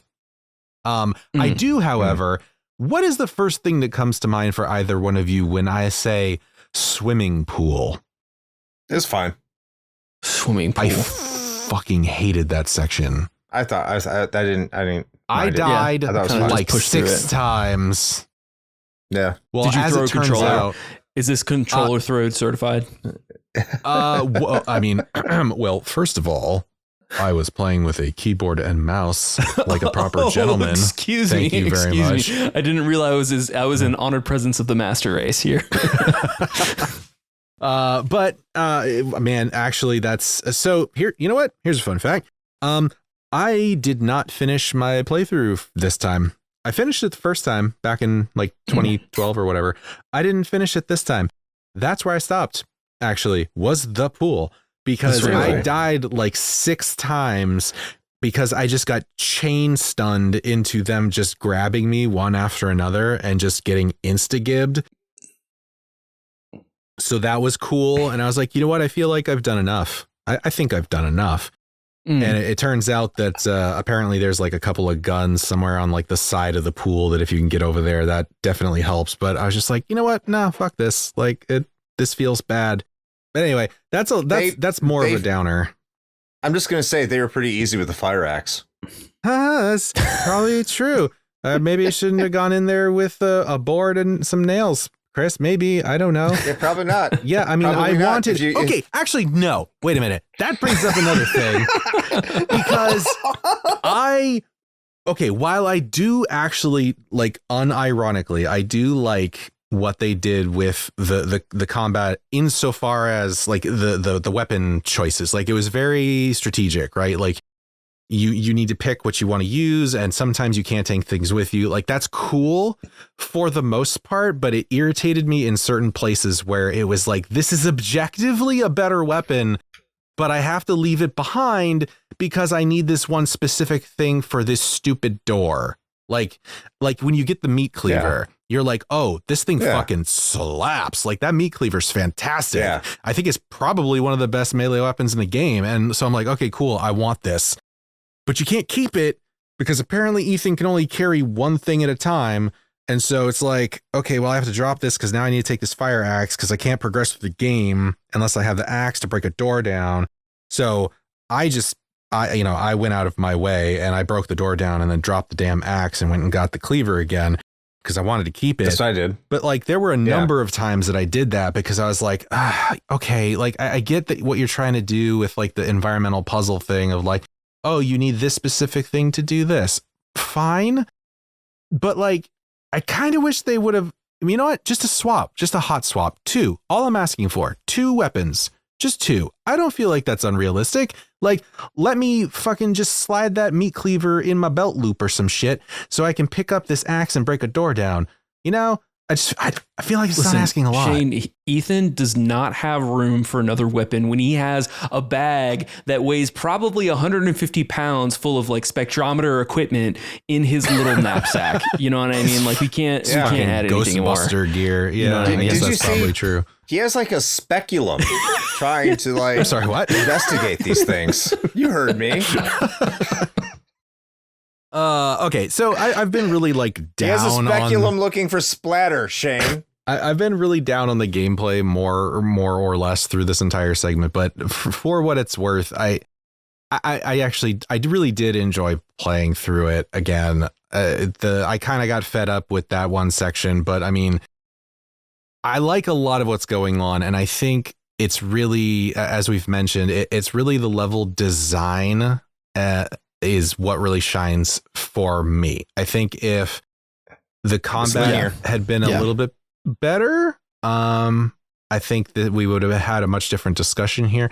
Now, this is also the section before we like move on to the next thing that I wanted to bring this up because if you recall, I had mentioned earlier in my personal experience that there was one thing I remembered from this game from my first playthrough, one and only one thing. And that was the department store section with the fucking moving mannequins. Oh yeah. Ooh, the classic. Which he never comments on. Just going back to that. He never says it's weird. He barely does. He doesn't even comment. He barely comments on it when the mannequin arms fall out of the ceiling of like the cable car. He's like, "Oh, that's the arm that I was looking for." And I was like, "Okay, Ethan, that's the storage." Okay, yeah, great. Okay, thanks, Ethan. But yeah, no, that whole like sequence is just chef's kiss. Like as someone who who loves a good horror flick and a good horror game, like brilliant. That section is brilliant. I love the whole. It's very much like the weeping angel kind of trope, and I'm here for it. So I just want to point that out. Love weeping angels. I'm not 100% down on the gameplay of this game. It definitely has its good moments. I just think that even if the combat was something that was probably like stellar back in 05, I feel like it still drags the overall experience down a little bit. That's all I'm gonna say. There you go. Okay. Shane, if you really, like a weeping angel, have you played Little Nightmares 2? You ever played that one? I've played the first one. I have not played the second one. No. Strongly recommend the second one if you like that sort of thing for your Spooptober extravaganza. If you have time outside the pod. Yeah, well that is the $1 million question, isn't it? Yeah. Oh, just really quickly to cap this section off, and if we want to expand, we can. But I just want to say I appreciate this game is linear. I've seen some complaints that the game is too linear. I'm going to dismiss them. I think this game is stronger because it is linear. Thank you. Mm-hmm. I really enjoyed that. I enjoyed the amount of checkpoints. I think the checkpoints were generous. And I also loved the copious amounts of health pickups. Yes. Yeah. And how many there were and how frequent they were. I love all of those. Thank you. It made this gameplay experience so much better. Having all of that. So like you could say that the combat sucks and it's a little bit difficult and you die all the time, but at least the developer is giving you tools to learn conveniently from them and not suffer too much. It's allowing you some grace to learn and develop. So perfectly happy with that. I think that was a great job on Monolith Productions' parts. Yeah. Hey Chris. Yeah. You know what's even better than checkpoints? No. Quick saves. You know how you get quick saves, Chris? You can do that. You can do PC. that. Oh, you can't do that in the Xbox version. You can't do that in the Xbox version. Oh, okay. It's not like you just press a button. I mean, but you didn't press, mention it. So. You press start and you say create new save because I don't have to. Well, I'm not a little bitch that has to just keep quick saving every 5 seconds. I will defend save scumming till the end of my days, sir. I know you will. That's how PC players roll. I get it. It's fine. That's how you play your games. I have no problems. So because I don't have a 360, I as well played this on PC. I got it on Steam. Mm-hmm. Shane, I'm really curious as to what you did to your version of this game, because I modded actually quite a few things in this game in order to get it run at acceptable parameters. Did you do the same thing? You know, actually, I am really glad you brought that up because I totally forgot. And that is something that I did want to mention. It's going to factor into the final verdict of this. Let's just go right into the graphics here. We're in the graphics section. Yeah. Let's roll. Okay, sure. Fucking graphics. Yeah. To answer your question. Thank you for the segue, Nick. You are a savior of segues. Yay. It's like Paul Blart. Yay. Yeah. So what? Yes. This game I think is actually almost unplayable for some people, depending on your computer setup, I guess, based on the discussions that I have seen on the internet, if you don't mod it. Fortunately, I tracked down basically like the one mod to rule them all. It was just like a major overhaul thing that fixed all of the significant problems and gave you like the widescreen options and fixed up the textures and all that stuff. So that, but I absolutely had to do that. Yeah, same here. This game immediately when I booted it up in the Steam, and then I went to Nexus Mod and I went to like the Steam, community page and looked at what people had to say. Like everybody said like unilaterally, like the base Steam version of this game, like apparently the GOG version, like for why there are different files on these different storefronts, who knows? But apparently the Steam version is like definitively the worst version, which is why I was saying earlier, like I'm really curious as to like, Chris's experience on the beautiful CRT and the Xbox 360 has, it probably was like a premium experience to like actually play this game on. But yeah, definitely doing like the there's like a Neural Origins mod, up-res, a widescreen fix, a few reshaders that I put in there. I downloaded the skip opening scene one. I definitely did I did the toggle HUD mod, which actually made the experience super visceral, a lot more engaging, like just being able to like see all of the environments without the visual HUD clutter. Definitely had to turn it on in a lot more of the trickier gameplay sections with the combat, but definitely there are a few mods out there that are like absolutely mandatory. And then of course the FPS fix, because if you don't do that, again, like this game is just literally, it's like a stuttery, like jagged, lagging nightmare to do. So it's one of those things where it's like, if you are playing this, to dear listeners of the show, if you are playing this on PC, like just know you're gonna have to do a little bit of work on the front end to get this to a serviceable point. That's horrible. Yeah, and there was, now that you're mentioning that, there was also, it's very like very early 2000s problems too, like one of them being that I think it's like lock, you have to specifically tell the executable to like use 2 CPU cores, otherwise it freaks the fuck out, and like just random shit like that. There was something else that was part of that. You're making me super happy I played this on 360 because I never would have figured this shit out. Yeah, it was okay, let's be real, you would have just asked me, Chris. It's fine. I probably would have asked Cade. Wow, he's a good source for that, 100%. Yeah. But I probably would have eventually would have asked you. I don't know. There was something else, but I don't remember now. Yeah, it's fine. Don't worry about it. But I mean, since we're at the graphics, and I didn't play it on a CRT, I did play it on this LCD TV. Okay. I'm using as my computer monitor from like 2010 or something. That looks fine. It looks good. It's good on that. Yeah. Xbox. I mean, it's native on Xbox 360. I mean, that's the good thing about consoles. Going back, if you have them, right, and they're still in good condition, is that, I mean, in this game in particular, I mean, it was a launch game for the console. It is optimized for the console, so early HD as well. So it probably looks phenomenal on a CRT. You're probably 100% correct. I just don't want to do that right now. That's just, I don't want to take things out, hook everything up. Fair. HDMI is so much easier. Yeah. Right. Yeah. But it still looked really good. I just want to say that I have spoken a lot about the atmosphere of this game, the setting of this game, the way things develop. The graphics in this game, the visual presentation is stellar. I think it's, especially for 2005. Especially for for a launch game for the 360, they're doing a really good job. Can you kind of tell it's a launch game when you're looking at the character models? A little bit. Yeah, they're a little rough. You can. they're a little. They are rough. But you don't see them a lot of the time. They look like a proto. Speaking of Batman Arkham Asylum, there's a lot of parallels to this game. Yeah, by the way. There you go. But it does. The character models do look like a proto Arkham Asylum character model thing. Yeah. Like, I know not the same team, not this everything. There's so many different, like, not a lot of connections, but like I felt like I was playing Batman Arkham Asylum, a beta of that game in terms of the graphical fidelity. I got a lot of that here. Yeah. But not in a bad way, because like the shadows in this game, the lighting, and I know they didn't, I looked something, they didn't do dynamic lighting effects because they wanted to be creepier. They were a spot on for that. Like the lighting is just so good. It makes it so much more creepier. Just looking at everything, the way that they designed it, they nailed it.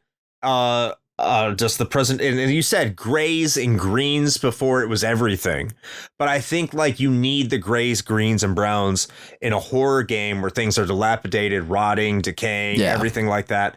That it's necessary there, not for all of your first person military shooters. Horror games, yes, and they knew what they were doing. I think the level, and we said like the level designs were good within themselves, on top of just a well-crafted environment. And I think they actually like went out into Seattle to get that direct inspiration for what they were trying to craft, the feel for the environment too.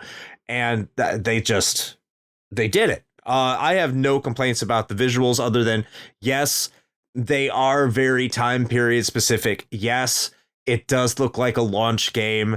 But I mean, that's going to happen. Yeah. You have to have that anticipation. You have to put yourself within the time frame.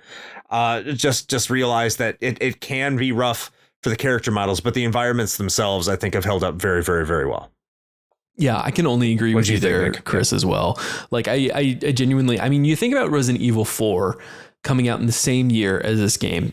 Again, like, it's really hard to compare the two games because they both have like very different types of art direction and, you know, artistic styles that are in this game. But I definitely think like Condemned is an exemplary like showcase of like, hey, Monolith came in to say this is what the 360 is capable of at the time. Like, exactly like you're saying. The placement of the atmospheric lighting, like obviously the field of view that they had at the time, like this was like putting you in the first person was a great like judgment call in the game. Like, I don't think I would have had the same experience if I was like an over the shoulder like I was with Leon Kennedy back in 2005, you know, like completely different type of like experience. It would be more of like an action beat 'em up as opposed to this like visceral kind of like horror thriller experience. But yeah, I loved the way that they played with like the lighting and the shadows whenever Ethan would come into a room and he's seeing like the poses with the dead bodies. Like, especially like the one comes to mind when it's like he finds the one serial killer that's already been killed and like there's this like the mannequin of a woman that's like holding him by the throat. Yeah. And it's like the reverse, like there's some serious artistry that they kind of like put in here. I definitely think like for me in 2025, like the hatred, like the hate isn't particularly scary to me because, you know, we've been there, we've done that at this point, but I can imagine for folks at this time, that would have been pretty hardcore, seeing that for the first time and kind of being exposed to that level of kind of body horror, gore, experience stuff. So I would say that like, you know, all kudos to them for that as well. Yeah, I just like one of the things that I wish we had, I don't know how hard it would have been for them to do this, but I do wish that we had a little bit more external environments to like play around with and explore. It probably would have been, you know, outside the scope of what they were trying to do outside of like the experience, but everything kind of here is like, it does feel claustrophobic. It does feel like subterranean for a purpose. Like that is the mood of this game. Like you're cloistered, like you're trapped, you're locked in, and that's what they were going for. And that's how you hear. But I think I would have like enjoyed maybe like a little bit of a break in scenery, the same way that they do in Silent Hill 2, where it's like, James goes into the apartment buildings and then he comes out into a courtyard, that sort of thing. So where you have kind of like that ebb and flow, whereas this is just like constantly is hammering home. Like the only like relief that you have is when you are going through those investigatory like practices and like collecting the evidence to send back to Rosa so she can tell you where that next place to go is. But yeah, I think this is definitely a good looking game for the time. Yeah. Shane, what did you think? Yeah, I really want to spotlight, some pun intended, the lighting choices, because coming out of the gate with a release title and choosing to do fully dynamic per pixel lighting is impressive. And it is a huge contributor to this atmosphere that we're talking about. I think we would be having a very different discussion if they had taken a more traditional like static lighting approach to things, but they were very much aware of that during the development of this game, and they wanted to ensure, because especially considering, the working title of the game was like The Dark, so like this was always a very integral part of the experience, and I'm really glad that they pushed that particular envelope, because it really contributes so much to the overall game experience.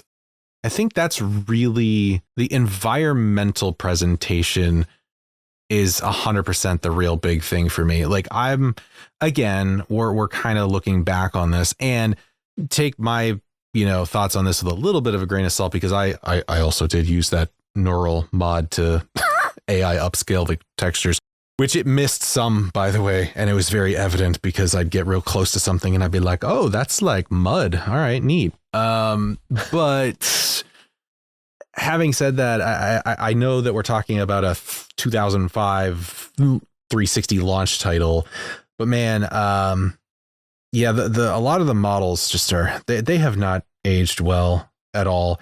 So I think that the game really does shine from a presentation perspective with the way that they have crafted the environments. And Nick, actually, I really do tend to agree with you. And I hadn't really put it into words yet, but you said it very well. I do wish that there was a little bit more of that sort of more intentional sort of like narrative push and pull of the tension and then the release in terms of the environment. More of like you're in the very claustrophobic, like, department store with the creepy ass mannequins, and then you get shunted out into like an open space that maybe not like blue skies and sun or whatever, because Silent Hill 2 certainly wasn't that, but at least visually a bit of a break, a palate cleanser, I think. And we don't really get that, because even the outdoor areas that you do traverse in the game, they still feel very closed in and very dark and dour. And so I think it's kind of the same take that I have, and this might be a very like me specific problem. I know there's at least a couple of our listeners that will understand what I'm saying, but if you happen to be someone who listens to like extreme music, I am the person that's of the mind that just like a solid 30-40 minute album of just nothing but like blast beats and guttural noises, it gets like tiring. And so the bands that are able to like expertly weave in like instrumentals or lighter sections, like that counterbalance is so critical in music, and it's also just as critical here. And so that's kind of what I like in it too, is I feel like this game is very much like a Nine Inch Nails album that just refuses to give you any sort of breath at any point whatsoever. Which, having now said that, I'm not saying that Trent Reznor does that, for the record. I'm just saying that this feels like all of the most like intense, dour parts of like an industrial band's like album, with none of the like transition like pieces, if that makes sense. Yeah, 100% agreed. So we're on sound now. That's what I'm gathering. We were talking about this. Yeah. Sonically. Aha. Unintentional segue. You're welcome. Oh, you did it. You did it. Is that a Sonic Nick, mention? Sonic the Hedgehog mention? Is that what we were alluding to? It's always. Sonic the Hedgehog is always welcome on this show. Yeah, I'll start us off in for music and sound. What do you think about this game? Or see, sonically sounds better than orally, because orally can be misinterpreted. Yeah, it's hard to like mistake that for the AUR versus the OR. Got it. Yeah. Exactly. Yeah. So I think that something that is interesting when I think about the sound for this game is it effective? Yes. I also think it's very much by the numbers for a game like this. I think that like it's really hard to compare horror kind of scores sound, because a lot of them use like that industrial like synthwave like clanging when they're doing that, and like when you're not. And one thing that I will say that I appreciate is when they pull back. Like there isn't a ton of ambient music in this game. A lot of it is Ethan going through these abandoned department stores that are half built, and you hear the footsteps. You can hear some of the rain pattering against the windows. It's that kind of like cold, dark, like dampened like feeling that you have when you the way that they did the sound direction as you're going through these different environments and the levels. There are definitely moments, like of course, like in the cutscenes, there usually have some type of orchestral, like very light, kind of foreboding classical music that's like going on in the background, with strings. But I would say that overall, it's like nothing here was offensive to me, and I think that's the greatest compliment I could give. And that's just the other hand, is that there have been so many great examples of sound design in horror games that it's just like, I'm thinking back of like my experiences with like the Silent Hill 2 remake and, Alan Wake and some of these other games of the more modern generation. Of course, they are able to develop over time. And of course, there might be a little bit more engaging of an experience now. I think this is definitely serviceable.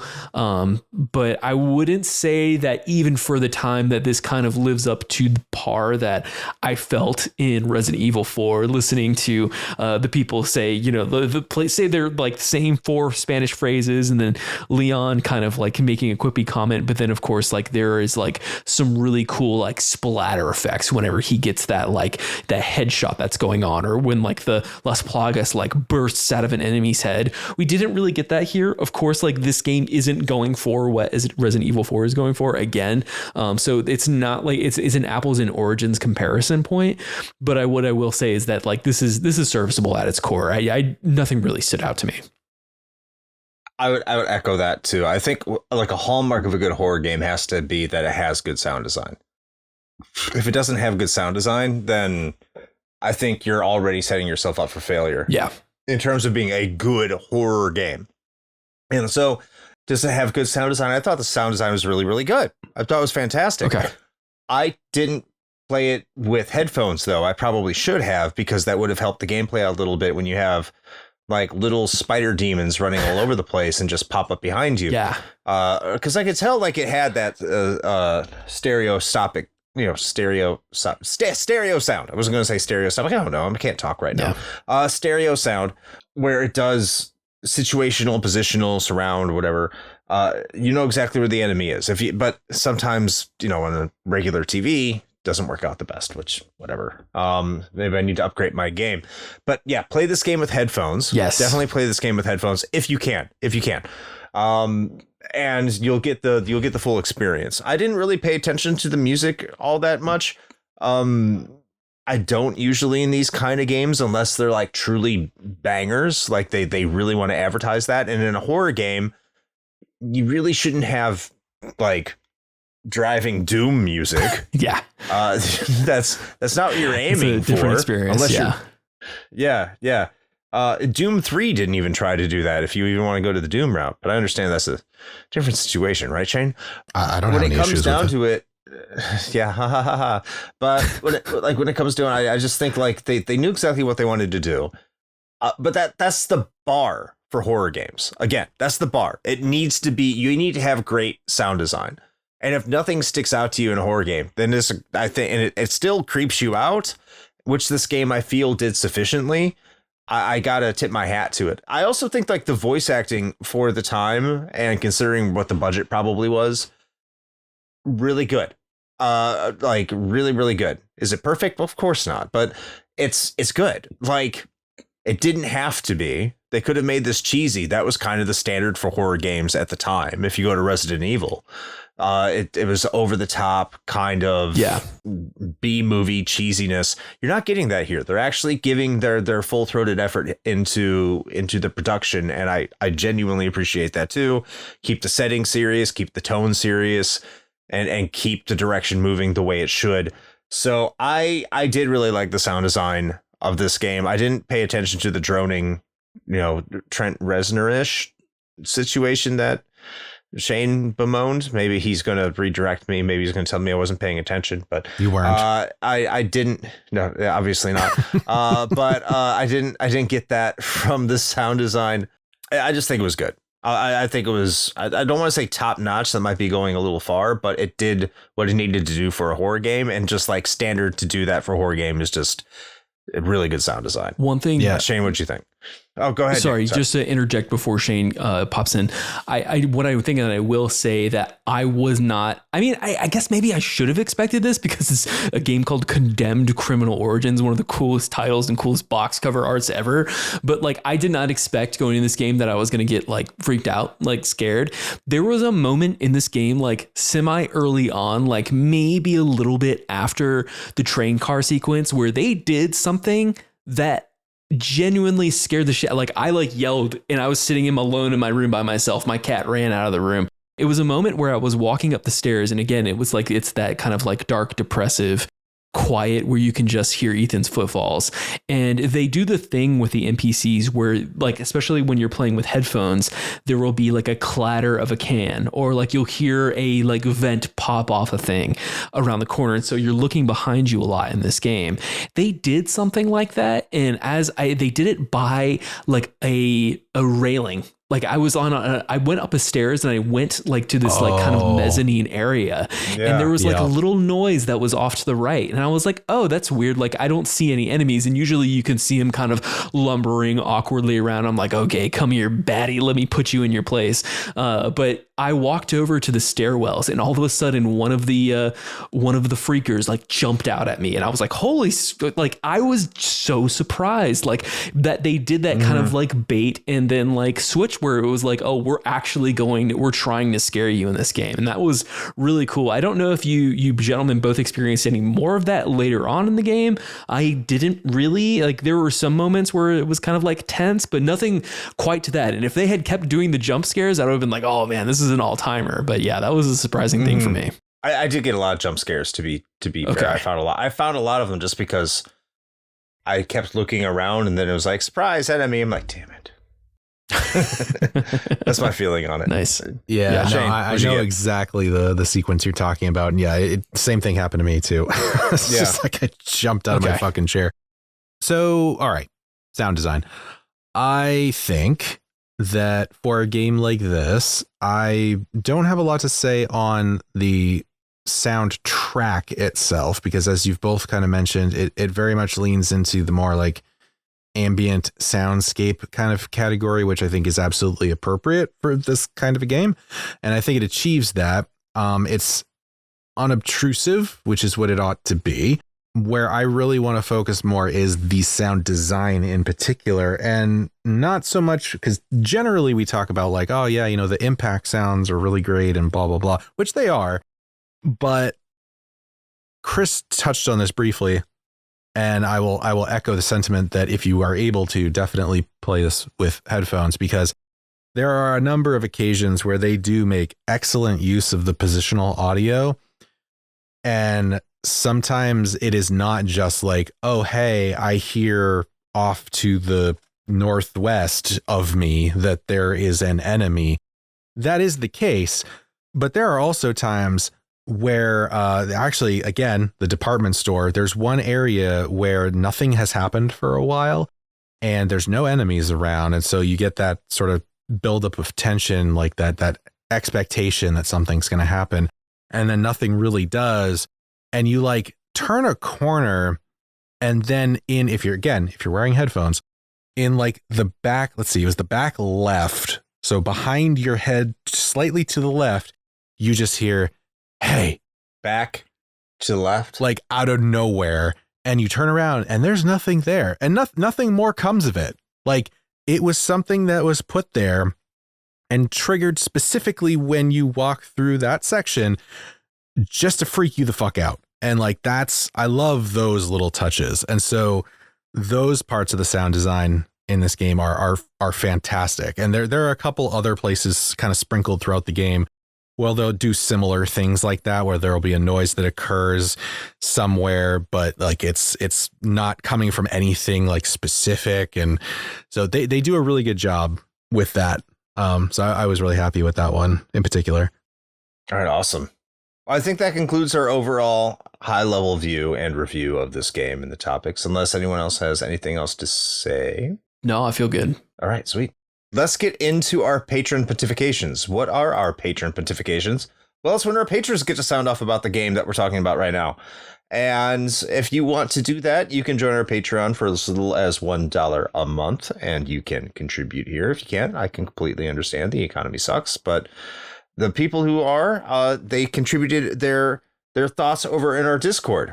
And by the way, the Discord's free for everybody. Come join our Discord. Have a good time over there. We talk about health and working out and getting swole with the gator. Staying hard. Apparently. Staying hard. Hashtag stay hard. Got to put the hashtag in there. Stay hard. You got to. Yeah. And our first pontification comes from Lucas from Game Over Hell over on YouTube. And Lucas says, this game came out before I even had any full-time job. I couldn't afford a bunch of systems, so I was stuck with the DS and a Wii for most of that generation. Never played the game, and I considered going for it. But after seeing a friend stream this game 3 times, and counting, from start to finish, I don't think I need to play it anymore. Looks all right, but repetitive. And thank you, Lucas. I think that's a good point. I think it can get repetitive to a degree. It doesn't really change up what it really wants you to do going from chapter to chapter. I didn't feel that too much, but when you mentioned it, I can understand where that perception is coming from. I'm not going to say I disagree with it. I definitely see where that take is originating for sure. All right. Next up, we have the one and the only Alt, who tells us, I really enjoyed my time with Condemned. It has some really good spooky moments, but it's always a frustrating but at least interesting horror game. The sound effects, like being scared half to death by a bucket being knocked around, or the enemy's deep breathing running at you, are crazy, especially with the game forcing you into close quarters areas. It honestly reminds me a lot of Fear. That's not unsurprising. People appearing and then isolating you, or the environments and sound effects style, but without the safety of a reliable gun. As I'm writing this, well, no wonder, it's Monolith who developed the game, rest in peace. Through and through, this game is basically a hobo fighting simulator. It really gives a Silent Hill vibe when your most reliable tools are a pipe and a taser. The game is pretty hard, I think. Hits hurt, but the hitboxes are also questionable. That is true. And the PC version I played probably did not age as well as, say, the Xbox version in terms of compatibility. It did not. Also true. Yeah. I recall resolution issues and some other things retro, that hurts, games can cause. I would rather play this than most Haunted Mansion games with zero combat. It's not great combat, but it's combat nonetheless. The final boss and cutscenes are a miss, but overall, I liked the game. There are some aged moments, game design-wise, like a fire axe needed to open a door, and surprise, surprise, it won't be as simple as you thought. Thank you, Alt, for your thorough pontification. Mm-hmm. We have another pontification coming from the one, the only Masked Keaton, who just has to say, great atmosphere, fantastic setting, love the detective work aspect. Ending was really weird, though. Not a good weird, just twist for a twist weird. All right, and last but certainly not least, just a few pontifications this week. So we only have 4, but this one comes from Lethco from the Afterglow podcast. And Lethco says, I only played the demo back in the day. It was all right, but honestly, not my thing. Thank you, Lethco. Yeah, not a lot of people had anything to really say about Condemned this week, which is interesting because it has that reputation. Yeah, as a hidden gem. I thought we would see more, but yeah. Thank you everyone who contributed, and look forward to your thoughts on the next one. But now it's time for our thoughts on whether or not we think this game has held up today. As tradition once again dictates, as we are wont to do, myself and Shane will go first, and Nick will give the final word as our guest as to whether or not this game has held up today. So Shane, what do you think? Has Condemned held up today? Oh, it's kind of a tough one because I listen, at the end of the day, I think this game does have a lot going for it. I think they were very ambitious in what they tried to accomplish. And I think for the most part, they did what they set out to do. I am not super up on kind of like the narrative direction that the game chose to take. There are some aspects that do not necessarily hold up very well today, especially because, you know, we've had a good amount of time to sort of improve and iterate on things like first person melee combat. Of course, I say that there are still games coming out now that try to do that are just abjectly terrible, but it's an art. It really is, actually. And I think I want to say yes. Like it's like a lukewarm yes. It's like a yes in that if this game were longer, it'd be a no. But because it is a succinct, compact experience that you can reasonably finish in about 8 hours, give or take. And by and large, it is an enjoyable experience if you like this style of game, if you're into these sorts of horror games. If you're not, then this is probably not going to be for you, because I think a lot of what sort of pushes me into the tentative yes category is also that as we mentioned earlier, for me, like the presentation and setting, I think do a lot. It does a lot of the heavy lifting here. And I think subjectively, it tends to glaze over some of the other issues that the game does have. Like, I can excuse some of the other things in favor of the overall experience. The last thing that I would mention that probably feels pretty obvious, but as we talked about earlier in the graphics section, if you are not playing this on an OG console, then you will probably be playing it on PC, and just be very much aware that there is some legwork that needs to occur there in order to have a decent experience playing this game on PC in the year of our Lord 2025. I think the GOG version is a little less jank because somebody did the legwork on this one, and evidently the actual file sizes for the games differ between the Steam version and the GOG. Like, Steam is just straight up missing pieces of this game, which is awesome and will probably never be fixed. So just be aware that you need to mod a lot of things to get this to run smoothly. But with all of those caveats, I will say it is one of my more like tepid yeses that I've given in recent memory. I think it just comes along with a lot of baggage. I love that. I love that tepid yes. I like tepid yes. Tepid yes. I'm going to go in the opposite, a tepid opposite direction, and say, regrettably, no, it doesn't hold up today. I think that the storytelling doesn't have the payoff that it probably should. The combat is just too inconsistent to being bad. And while the setting and the audio visual presentation does do a lot of the heavy lifting, it can't cover up a lot of the game's just obvious flaws when you're playing through it today, and how much we have moved forward since when this game came out. I think I would have a different opinion on this game if I had played it in 2005 when it came out. I went back to this with more nostalgia. I would be like, yeah, it's great. But just going into it blind, those flaws to me feel like they're more drummed up. They're more exaggerated. I feel them more today just because it's hard to cover it up. I even went through the plot, like so many things that should be obvious that should have happened not happening kind of really put a damper on this game. And the final boss being just a melee combat slugfest, which we didn't really talk about, but here I am talking about it now, I guess.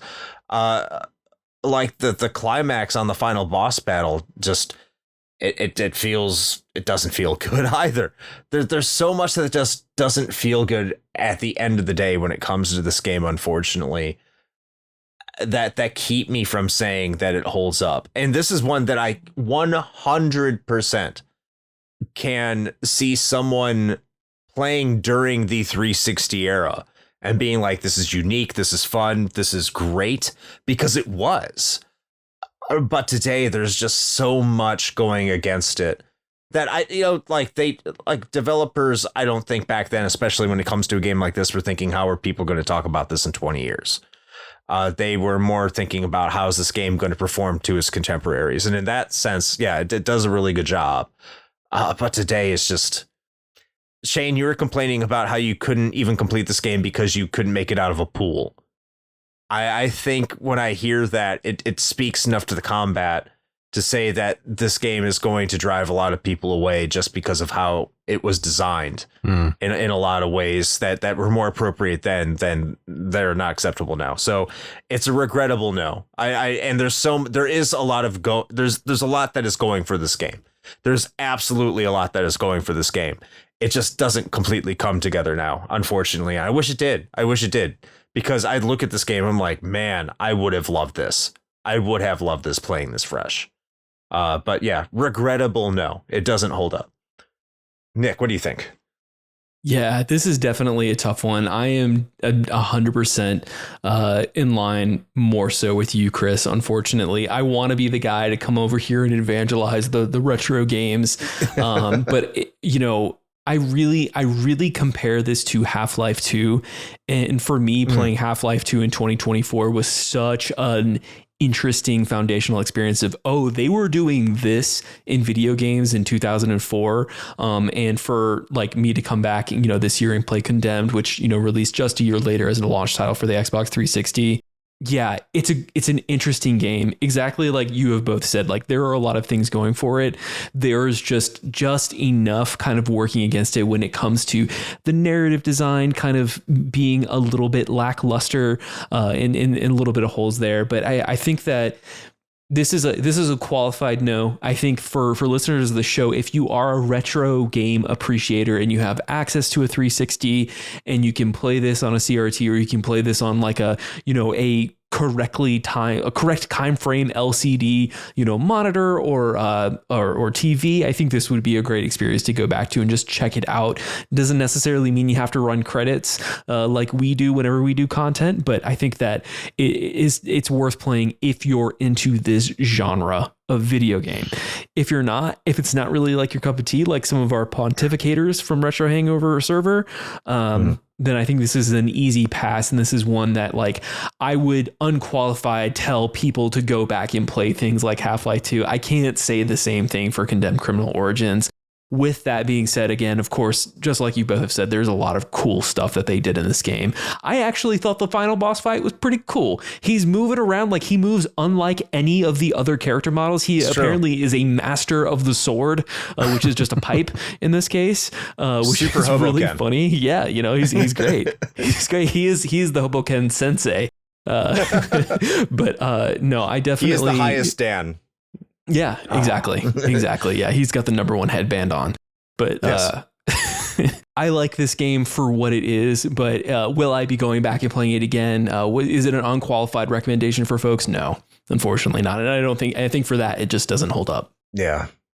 So it's tough to say that. It's so tough to say that. Yeah.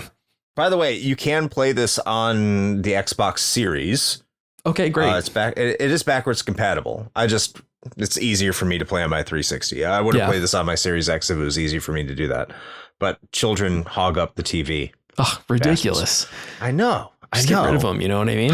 Yeah. Why are they enjoying their childhood? That's for me to do. Right.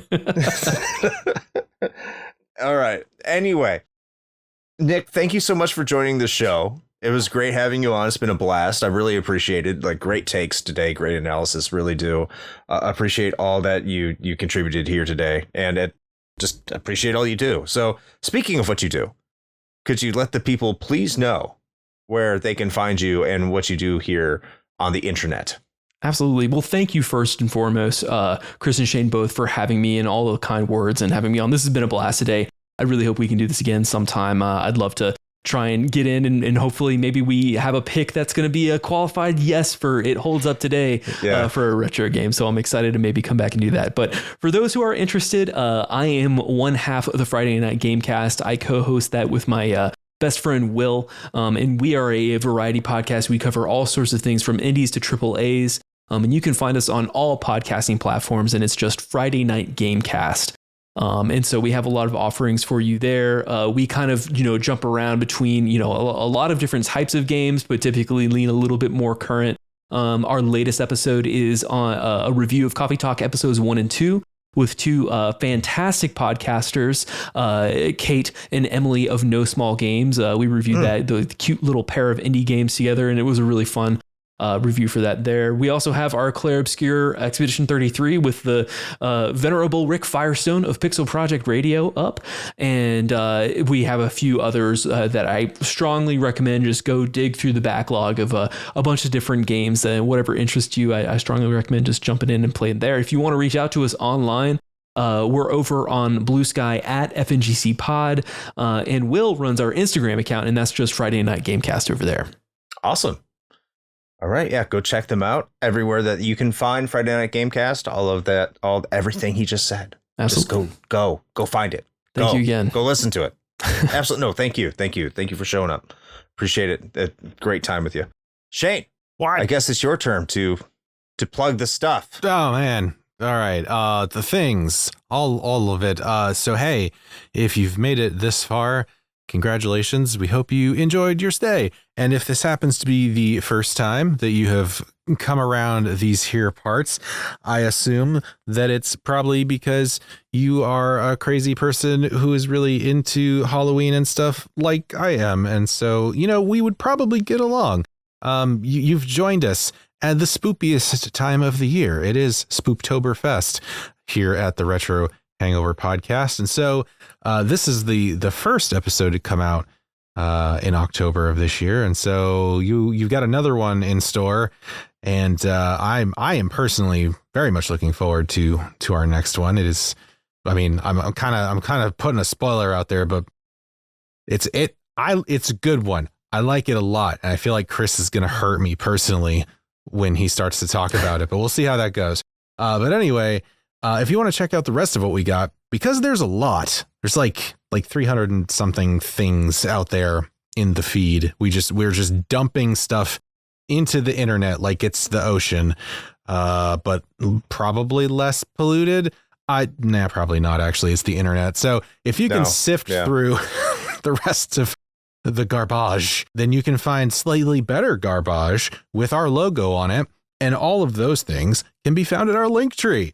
So just head on over to linktr.ee/retrohangover and you will find the main feed, our Patreon, as well as our merch store if you would like to support the show in those fashions. And we also have our socials as well as our YouTube and Twitch channels. So lots of stuff for you to fill your time with, here in this finite existence.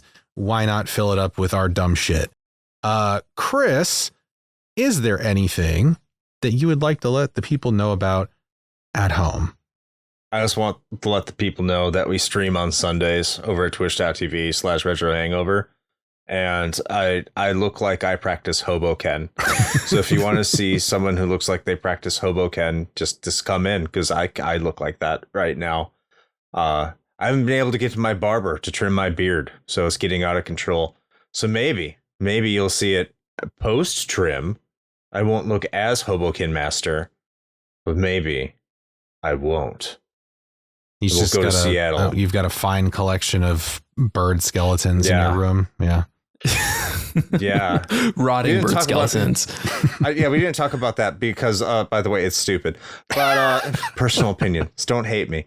But yeah, let's go to Seattle and stream and do smack together and, I don't know, run around and get killed let's by listen rogue to Third cops. Eye Blind and shoot up in an alley. Oh man, the fact Step that back from that ledge, my friend. The fact that I have all those lyrics memorized from when I was like 12, I was just like, that's in retrospect, that's probably not great. But anyway, words, you doing the crystal meth will get you up high. Anyway, Chris, we are in Jacksonville. That's Are you both Floridians? Wonderful from the great state of Florida. I mean, I'm a transplant. I don't say that I'm from. I think that's an important distinction. Okay. Fair. I live in Florida. Yeah. Yes.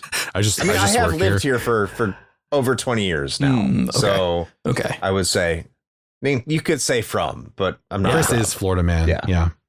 He's certified Florida man. Obviously. Can you not tell from the visage? Oh, well, Perfect. on that note, eat some gator. Yeah, just keep an eye out on the news for when Chris inevitably robs a Wawa with an alligator as a weapon. It'll happen. I'll be naked. Yeah, I mean, I'll be naked. Well, that's required. Yeah. Yeah. So until that happens, not shaving. Until the next time. Play with your naked, hairy Hobo-ken joysticks. Good night, New Jersey. Good night, North Carolina.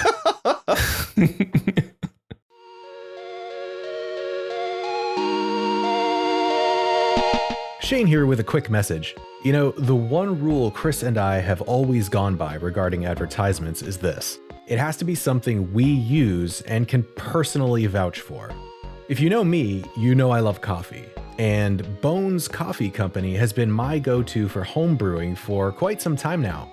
Their small batch beans come in an impressive variety of flavors like Mint Invaders from Chocolate Space, or Electric Unicorn, which I swear tastes exactly like Fruity Pebbles. And the best part? No added sugar or calories involved, just natural flavors infused right into the beans themselves. Build your own sample pack of 5 4-ounce bags to find out which flavors speak to you, or jump in head first with full 12-ounce bags. They've even got K-Cups. Step up your homebrew game with Bones Coffee by visiting bit.ly/RHPBones. That's bit.ly/RHPBONES.